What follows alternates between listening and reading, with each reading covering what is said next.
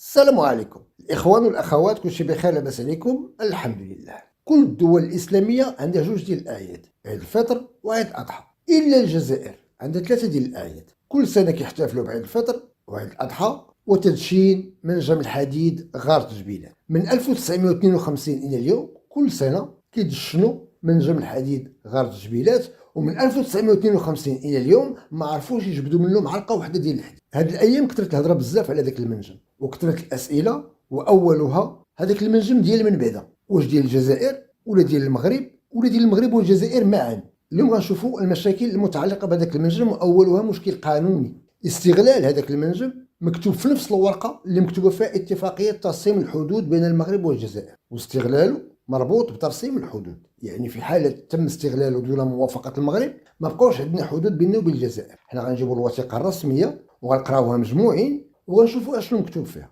من 1952 الى اليوم فرنسا اللي اكتشفت داك المنجم دارت عليه دراسات، الجزائر دارت دراسات، ومن بعد جاو الالمان والبريطانيين والكنديين والاستراليين، وفي الاواخر جاو التواركه والشينوا، كلهم داروا دراسات على هذاك المنجم وكلهم توصلوا الى نفس النتيجه، أنه لا يصلح لشيء إلا لتبرديع بصبع، وأنه أحسن طريقة باش يبيعوا ليه الوهم ديال أنهم كلاو ليه فلوس الغاز وكلاو ليه فلوس البترول وغادي يخلفوهم ليه بشوية ديال التراب لقاوه في الصحراء. احنا مشينا جبنا هذوك الدراسات وحنا غادي نشوفوا اشنو مكتوب فيهم. اليوم إن شاء الله غنجاوبوا على جميع الأسئلة المتعلقة بهذا الموضوع بالوثائق والأدلة ونسدوا هذا الموضوع هذا نهائيا. خليك معايا وغتفهم.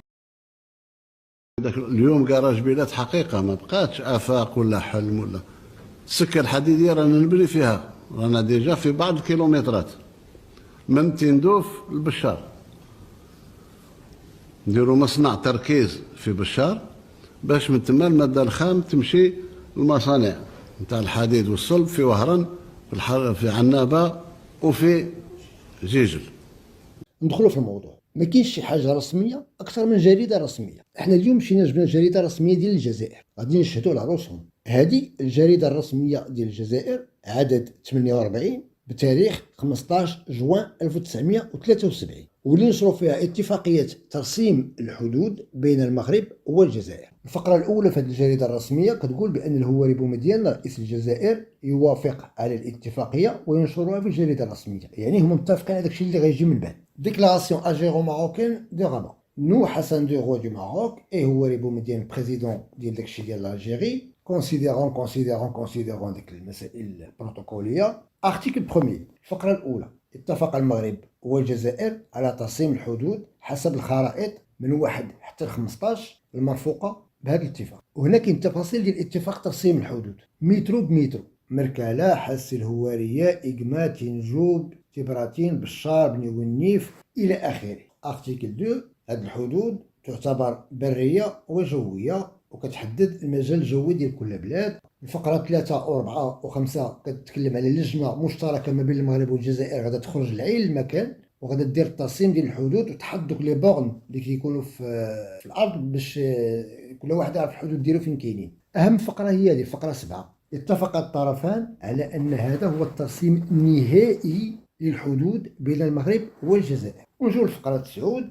كتقول بأن هذه الاتفاقية سيتم تسجيلها في الأمم المتحدة. إمضاء عبد العزيز بوتفليقة وزير خارجية الجزائر، والسي أحمد طيب بن هيمة وزير خارجية المغرب. وهذا هو التوصيل ولا الوصل ديال التسجيل ديالها مع الرقم التسلسلي ديالها في الأرشيف ديال الأمم المتحدة. يعني الجزائر كتعترف بهذه الاتفاقية وسجلتها وموافقة عليها. المشكلة أن الاتفاقية بقى ما سالاش. يلا قرينا الفقرة الأولى منها، نشوفوا شنو مكتوب لتحت. Convention de coopération entre l'Algérie et le Maroc pour la mise en valeur de la mine de Gara Djibilet. اتفاقية التعاون بين المغرب والجزائر لاستغلال منجم غارة جبيلات. Sa Majesté le roi du Maroc et Houari Boumediene en application de l'accord إلى آخره.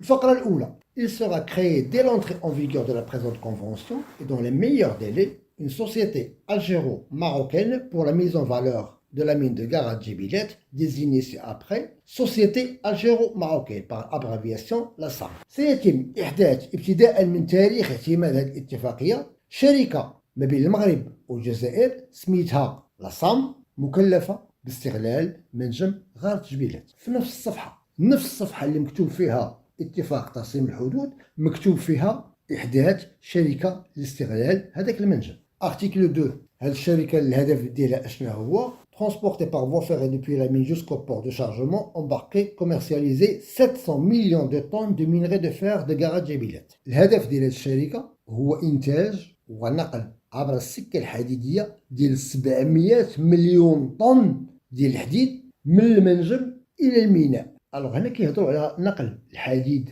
عبر السكة الحديدية 700 مليون طن من المنجم إلى الميناء، ولكن ما كتبينش الميناء. الاتفاق ما ذكرش الميناء، ولكن أغلب الظن أن الاتفاق كان على ميناء طرفاية. كان المغرب غادي يعطيهم البور ديال طرفاية ويخصص لتصدير الحديد، ولكن بنادم سخن عليه راسو. الفقرة الرابعة l'État algérien garantit la livraison à la SAM d'une quantité totale de 700 millions de tonnes de minerais. تتعهد دولة الجزائر أنها غادي تسلم 700 مليون طن ديال الحديد لهذيك الشركة المشتركة. البند الأول أن المغرب كياخذ من داك الحديد جميع الاحتياجات ديالو للصناعة المحلية. La satisfaction des besoins locaux des sidérurgies marocaines sera assurée par les prélèvements sur cette quantité. يعني من ديك 700 مليون طن اللي خاص الجزائر تعطي للتصدير، أول واحد كياخذ داكشي اللي خاصو منها هو المغرب. ومن بعد كيهضروا على التفاصيل ديال كيفاش غيتحسبوا التكاليف، كيفاش غيتحسبوا الأرباح إلى آخره.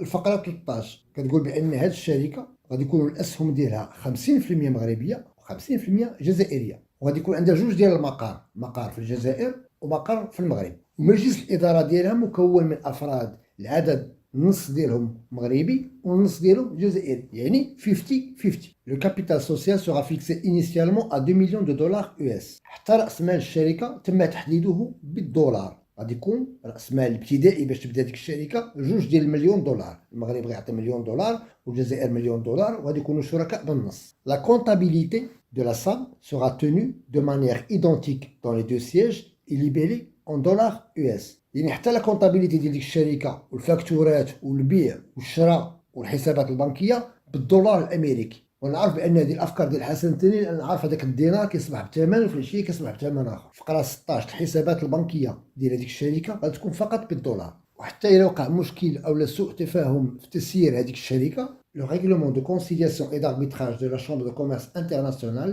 sera appliqué dans les cas non réglés par le présent article. يعني في حالة سوء تفاهم أو إلا كان مشكل قانوني ما بين المغاربة والجزائريين بخصوص هذه الشركة، فالقانون الدولي هو اللي كيحكم بيناتهم. وأهم فقرة هي الفقرة 19 اللي كتقول سيتم اعتماد هذه الاتفاقية ابتداء من الموافقة عليها. يعني الاتفاقية ترسم الحدود ومعها اتفاقية استغلال منجم غارة جبيلات. في أغابة le 15 جوان 1972 سيني طيب بن هيمة وزير خارجية المغرب، عبد العزيز بوتفليقة وزير خارجية الجزائر. نزيدكم ولا براك ملي كتسمع اتفاقية دولية كيريحوا فيها عام عامين 3 سنين ديال المفاوضات، لأن كلشي في التفاصيل، وأي حرف غيرتيه من الاتفاقية تسقط الاتفاقية. أي بند ما احترمتيش من الاتفاقية تسقط الاتفاقية. الاتفاقية كتكون باكيج مجموع. اتفاقية ترسيم الحدود بين المغرب والجزائر بالخرائط ديالها بالنقط ديالها بالمتروات ديالها، كل مترو ديال من مربوطة باستغلال منجم غارة جبيلات بين المغرب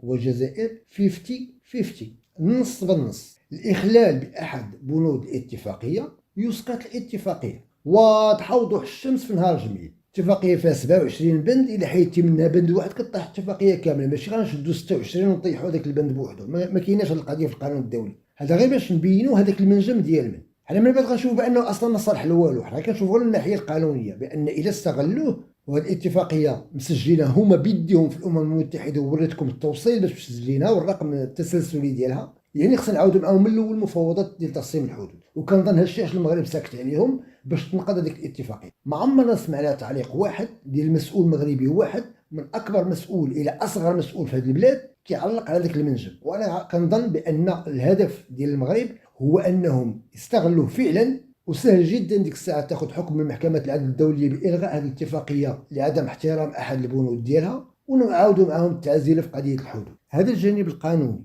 شنو هو المشاكل اللي عند هذا المنجم هذا؟ يكفي تشوف في الخريطة. هذا المنجم كاين في منطقة ما غتلقاش حتى الماء ما تشرب، يعني قلعة الماء ديال اطرونس ما عندكش فين تعمرها، فما بالك بملايين الامتار المكعبه ديال الماء اللي غادي تخصك تما. كنظن المشكل الماء بلا ما نطولوا فيه، كنا كنعرفوا شنو هي تيندوف، كنا كنعرفوا شنو هي الصحراء. ما كاينش لا واد ولا ضايا ولا بير ولا بحر ولا حتى الماء ما تشرب ولا سخنت لك الطوموبيل تما ما كاينش حتى الجيترو ديال الماء باش تخويها في الرادياتور، فما بالك بملايين الامتار المكعبه اللي خاصك لاستغلال منجم بحال هذاك. اذا كان بوصبع كيفكر يسول راسو، هو ما لاقيش حتى الماء ما يشرب، وما لاقيش الماء باش يدوش، وما لاقيش الماء باش يغسل حتى الجنابه ولا يغسل حتى النجاسه ديالو ملي تيخرج من الطواليت، فما بالك غادي يستغل منجم في العمق ديال الصحراء.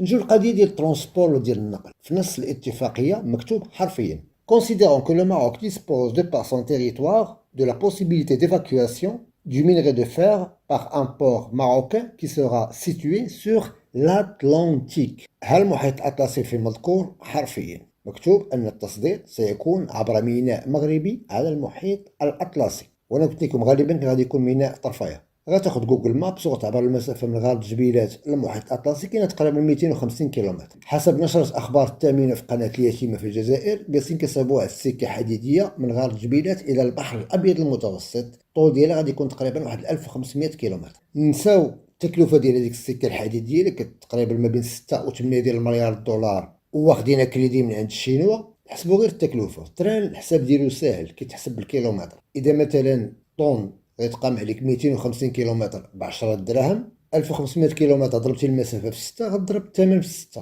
يعني غدوز من 10 دراهم للطون إلى 60 درهم للطون. هذا فقط تكلفة النقل، دون احتساب هذاك التران بشحال مقيوم، ودون احتساب هذيك السكة الحديدية بشحال مقيومة، ودون احتساب التكاليف ديال التشغيل ديالها. غير بغينا نبينوا الموضوع. أما المفيد هو هذا اللي غنشوفو دابا، هو أن هذاك المنجم براسو ما صالح لحتى حاجة. هذه ماشي هضرتي، هذه هضرتهم. قبل ما يدخل عندي بوصبع في التعاليق بدا يقول لي لا واش شي ما كاينش، انا غنقول لك شنو خاصك دير. غتدخل لجوجل وغتكتب 3 ديال الكلمات، غتكتب كاغا جبيلات فوسفور، 3 الكلمات في جوجل، كاغا جبيلات فوسفور، غيخرج لك 700 مليون الف دراسه كلها كتقول نفس الهضره، وكلها تبقى مكتوبه فيها كلمه فوسفور. من 1952 في دارت فرنسا هاد الدراسات الى اليوم كلشي تيقول بان هذاك المنجم الحديد اللي فيه اللي كونطاميني، يعني موبوء بمادة الفوسفور. شنو هي المشكلة ديال الفوسفور هذا؟ الفوسفور هو العدو ديال الحديد. الحديد إلا فيه غير 0.01% ديال الفوسفور كيولي كاسون،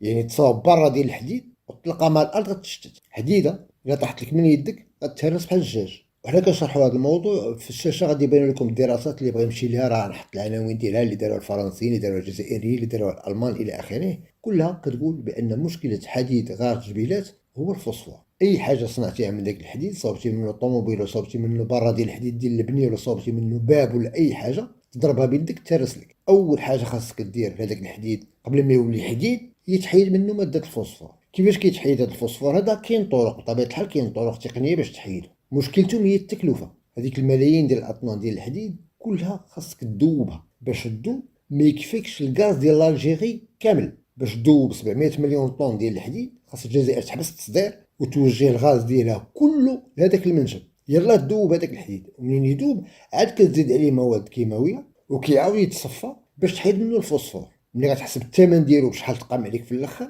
غيتقام عليك ب5 المرات ثمنه باش غتبيعو. هذه الدراسه داروها مهندسين جزائريين، لان عكس ما كيظن الكثير الجزائر فيها ناس قاريين وفيها ناس علماء وفيها دكاتره. مشكلتهم ان ما عندهمش حسابات على المواقع وما يقدروش يجيو يهضروا، وما غيحلش حساب في تيك توك ولا في تويتر ولا في يوتيوب، لان ما غيباتش في دارهم. اذا جا مهندس او دكتور جزائري وشرح للجزائريين عباد الله هذا الشيء هذا راه ما يمكنش يخرجنا، هذاك السيد ما غيباتش في داره، غادي يبات في عند المخابرات عبله هو العتروس الكحل، غيبات مقصر هو داك العتروس الكحل اللي على بالكم اللي جاي يقول لهم الصراحه ان هذا الحديد هذا باش يمكن تستغلوا خاص الجزائر تحبس الاكسبور ديال الغاز. هذا هو الاول، اول حاجه بعدا باش يمكن تذوب هذاك الملايين ديال الاطنان ديال الحديد، لان باش تذوبها خاصك افران، والافران تخدم بالغاز. دونك بوصبع الا بغيتي الحديد نسى الغاز، ولا بغيتي الغاز نسى الحديد، وانت في الاخر ما غتاخذ لا الاول لا الثاني، يكون هاني. هاد القضيه ديال الفوسفور هي باش الشينوا كما تنقولوا حنا المغاربه بيعوهم العجل. الشينوا غادي يبيعوا لهم السكه الحديد 8 مليار دولار،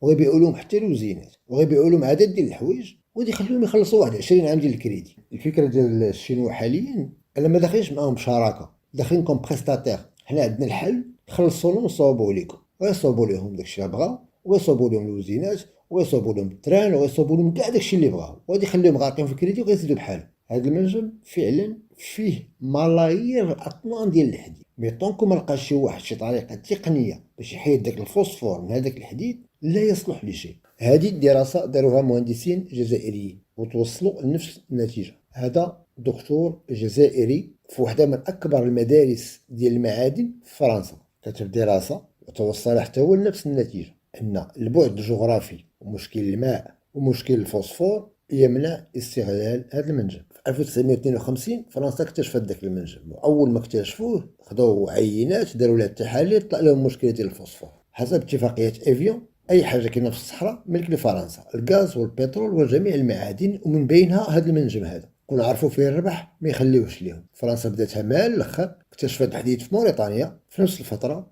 ولا زالت تستغله إلى اليوم. علاش ما استغلش الحديد ديال الجزائر؟ لأن التكلفة ديال التنقية ديالو أكثر من ثمنه، وكون كان الحديد كيدير الفلوس كون موريتانيا هي دبي. موريتانيا من أكبر مصدرين الحديد في العالم، كيجبدوه تراب وكيبيعوه تراب. الحديد ديال موريتانيا أصلا كيتلقى رخيص، عندهم 3 ديال المناجم كبيرة مازال كتستغلهم فرنسا إلى اليوم بشراكة مع الموريتانيين. كيهزوا الحديد من المنجم كيديروا في التران كيوصلوه للميناء ديال نواديبو كيبيعوه كيتخلصوا فيه فلوس. هذاك الحديد يلاه كافيه موريتانيا باش تشري البصله والمطيشه والبطاطا من عند المغرب. هاهي موريتانيا جارتكم بهذاك الوهم اللي كيبيعوا البوصه في الاخبار ديال النشرات الثامنه. هذاك الحديد كله فلوس، كون كانت بصح كره موريتانيا هي ابو ظبي ولا هي دبي. اي واحد مشى لموريتانيا ولا شاف غير موريتانيا في التصاور كيعرف بان موريتانيا عباره عن صحراء ديز وسط منها شانطي. هذه موريتانيا، هادو هما فلوس الحديد كافيهم باش يشريو البصله والمطيشه والبطاطا من عند المغرب. نقطه الى السطر. كيبيعوا الوهم البوصبع ان هذاك الحديد غنديروا به وغنفعلوا به. انا كنقول لك خصك الحديد من هذيك المنجم نهزو كاع ونحطوه في جنب البحر، غير التكلفه ديال التصفيه ديالو حتى واحد باغي يشريه من عندك، لان ببساطه غيتقام ب3 ولا 4 المرات الثمن ديالو. ما نطولوش في الموضوع اكثر من هذا الشيء، كنظن بان نفهم المشكل القانوني المتعلق بهذاك المنجم، وانه مربوط باتفاقيه ترسيم الحدود مع المغرب، وان اول باره ديال الحديد غادي تجبد منه غتجبد معاه مشكل قانوني يتعلق بترسيم الحدود. مشكل الماء راه واضح، مشكل الترونسبور كنظن انه واضح، ومشكل الفوسفور هذاك طونك شي واحد ما لقاش لهم اون سوليسيون تكنيك ولا حل تقني باش يصفي داك الحديد من الفوسفور بلا ما يستغل الغاز ديال الجزائر كلها، غيبقى هذا المشروع كل سنه عيد الاضحى عيد الفطر وعيد تدشين منجم غار الجبيلات اللي تبرديه بوصبع. المره الجايه ما تبقاو كيهضروا في هذا الموضوع ما تبقاوش تسولوا راسكم واش ديالنا ولا ديالهم. دابا كنظن بانكم فهمتوا بان عندنا النص في هذاك المنجم، وانك المنجم كيسوى والو، واننا عندنا النص في والو، واننا نمشيو حتى نحطوا فيه يديهم وغادي نعاودوا معاهم التعازيل على قضيه الحدود. بارطاجي او ماكسيموم باش كاع الناس تكون عندهم معلومه صحيحه، واللي يهضر عن علم عارف شنو كيقول. ما تنساوش الاشتراك في القناه، وشكرا على الدعم ديالكم، تبارك الله عليكم وخليتكم على خير.